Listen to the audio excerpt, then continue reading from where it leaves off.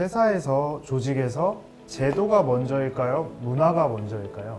하하, 되게 트리키한 퀘스천이네요. 그런 트리키한 퀘스천이 나올 때는 선택을 안 하는 게 방법입니다. 좋은 방법입니다. 그래서 서로 먼저다. 닭과 달걀이다. 이렇게 말할 수 있어요. 실존이 먼저냐, 구조가 먼저냐, 이런 것도 있거든요. 그러니까 개인이 세상을 만드는 거냐, 세상이 개인을 만드는 거냐. 이것도 닭과 달걀의 이슈다. 이렇게 볼 수 있어요. 그래서 어느 것 하나가 온전하게 먼저 앞서 있었다라고 말하기 되게 어렵다. 그래서 계속 끊임없이 상호작용하고 있다. 이렇게 얘기할 수 있죠.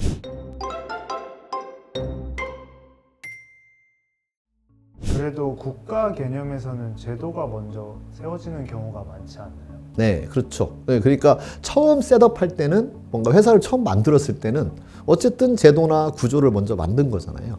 그러니까 그것으로부터 출발한다라고 볼 수 있어요. 그런데 그걸 만드는 사람이 지금까지 있어 왔던 그 사회의 문화에 영향을 받았다. 이렇게 말할 수도 있잖아요.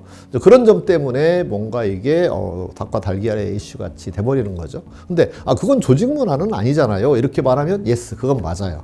근데 조직 문화라고 하는 것도 어떤 조직 하나가 완전히 이렇게 담을 치듯 다른 외부 세계와 완벽하게 차단된 상태의 문화가 있는 건 아니잖아요.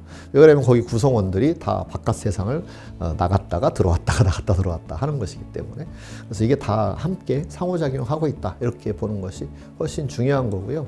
그래서 그건 다른 이제 교훈을 주는 건데, 아무리 완벽한 제도를 만들었다 하더라도 완벽한 제도라는 게 만들어질 수도 없을 뿐더러 문화에 영향을 받는다. 그런 거고요. 그 다음에 제도가 문화에 영향을 주는데 또 완벽하게 주고 있지도 않다. 이렇게 볼 수도 있는 거죠. 그래서 양쪽을 같이 보는 것이 되게 중요합니다.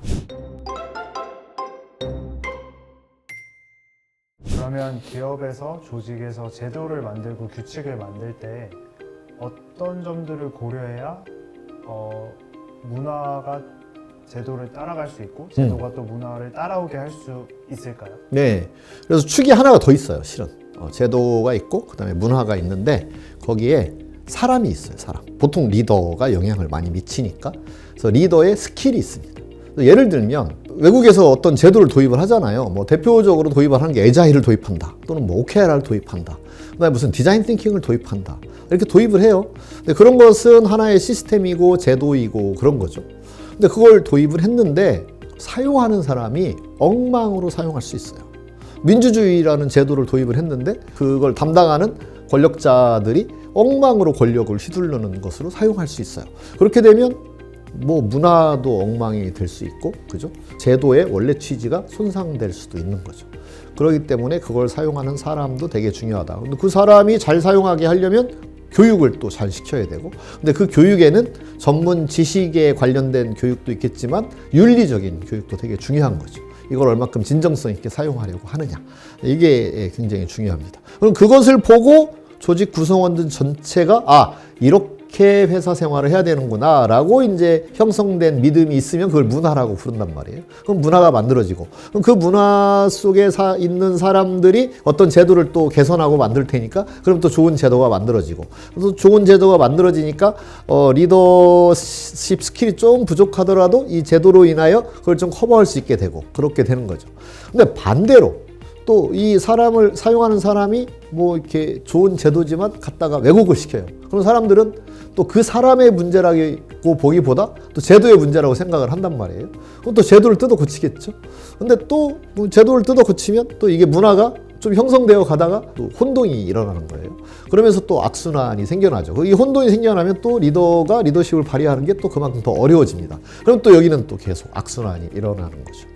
그래서 이게 그 중에 누군가가 제도를 만들 거예요. 처음엔 창립자가 만들 거고, 그 다음에는 뭐 HR을 담당하는 사람이나 또는 뭐 전략을 담당하는 사람이나 이런 사람들이 또 제도나 전략 이런 것들을 만들어 가겠죠. 사람에게 영향을 끼치기도 하고, 그 다음에 영향을 안 끼치기도 하고, 그 문화에 영향을 끼치기도 하고, 그렇다고 볼 수 있어요.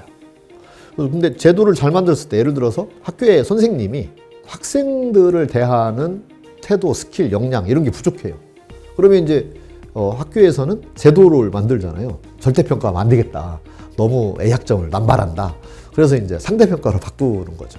그럼 상대평가를 바꾸었을 때 어떤 사람은, 어떤 교수는 그 상대평가로 인하여 그 남발하던 그런 안 좋은 습관을 바꿀 수도 있지만 또 상대평가를 바꿨더니 또 자기한테 잘하는 사람만 A 주고, 그죠? 자기한테 잘 안 해주는 사람들은 C 주고, 이런 식으로 악용하는 사례가 생길 수도 있잖아요. 그렇기 때문에 이 세 가지를 다 동시에 들여다봐야 된다. 이게 사실 답이다. 이렇게 말할 수 있습니다.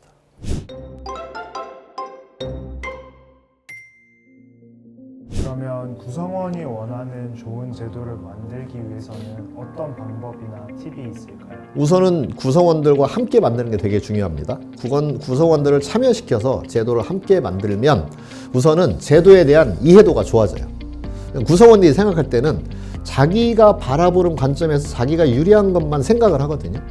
그래서 제도는 꼭 그래야만 될 것 같은 환상에 사실은 사로잡혀 있는 거죠. 근데 다른 사람이 볼 때는 그 제도는 불공정한 제도인 거예요. 이 사람이 볼 때 그 사람의 이야기를 또 하게 돼요. 근데 그 생각 역시 자기의 관점에서 공정한 거지, 또 다른 제3자가 볼 때는 또 불공정한 면이 있을 수 있는 거잖아요. 그렇기 때문에 참여를 해서 여러 사람의 얘기를 들어보면, 아, 내가 생각했던 그런 회사, 내가 생각했던 제도가 반드시 옳은 것이 아니었구나 라는 걸 깨닫게 됩니다. 그래서 어떤 제도라도 한편에서는 좀 부족함이 있고 아쉬운 점이 있고 한편에서는 좋은 점이 있구나. 그러면 우리가 이 정도 선에서 제도를 정하면 지금 상황에서는 그래도 최선의 제도가 만들어진 거겠구나. 이렇게 수용성이 높아집니다. 그러면 그 제도의 본래 취지를 이해하고 따를 가능성이 높겠죠. 그러면 이제 조직 문화도 좋은 조직 문화로 선순환이 될 거고, 또 그것을 사용하는 스킬도 그거에 적절하게 사용을 할 수가 있게 되겠죠. 근데 내가 참여해서 만들지 않고 HR에서 만들어서 주는 거예요. 그러면 안 좋은 점만 이만큼 크게 보이거든요. 자기가 만든 게 아니면 약간 그 허점이나 흠결만 크게 보이는 경향이 있는 거죠. 그렇게 되면 이제 괜히 HR을 뭐라고 한다거나, 또는 모든 것을 제도 탓으로, 자기가 그 제도를 가지고 잘 사용하는 부분도 되게 중요한데도 불구하고 다 제도의 탓으로 돌리는 경향이 생기게 되죠. 그래서 참여해서 만들어가는 것이 매우 중요합니다.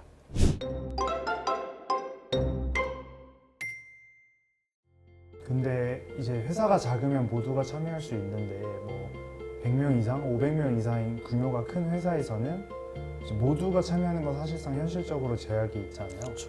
그럴 때는 어떻게 최대한 많은 인원들을 만족시키면서 할 수가 있을까요? 네. 그래서 15만 명이나 되는 S사의 경우에는 그 제도를 개선할 때 100명 정도를 선발을 했어요. 100명도 15만 명에 비하면 굉장히 작은 숫자이죠. 하지만 그런 것들을 크게 전사적으로 알려서 관심 있는 사람들 신청하세요. 이렇게 해서 지원을 받고, 그 다음에 비율을 맞추어서, 예를 들어서 연령대의 비율이라거나 남녀 비율이라거나, 또는 이제 분야가 다 있어, 기능별 분야가 있을 거잖아요. 그런 비율을 잘 맞추어서 이렇게 구성을 하면 사람들이 생각할 때 끄덕끄덕 이런 게 생기는 거죠. 그래, 100명 정도 모아서 하면 그래도 뭔가 이렇게 허점들이 많이 메꿔지는 제도를 만들어낼 것 같다. 그리고 거기에 손들고 나간 사람을 이렇게 면면을 보니, 그래, 저 친구들이 가서 그래도 말빨이 있는 사람들이 가서 얘기하면 잘 만들어내겠네. 이런 이제 신뢰가 생길 수 있잖아요. 그래서 대의제로 갈 수밖에 없는 거죠. 네. 그렇게 진행을 하면 됩니다.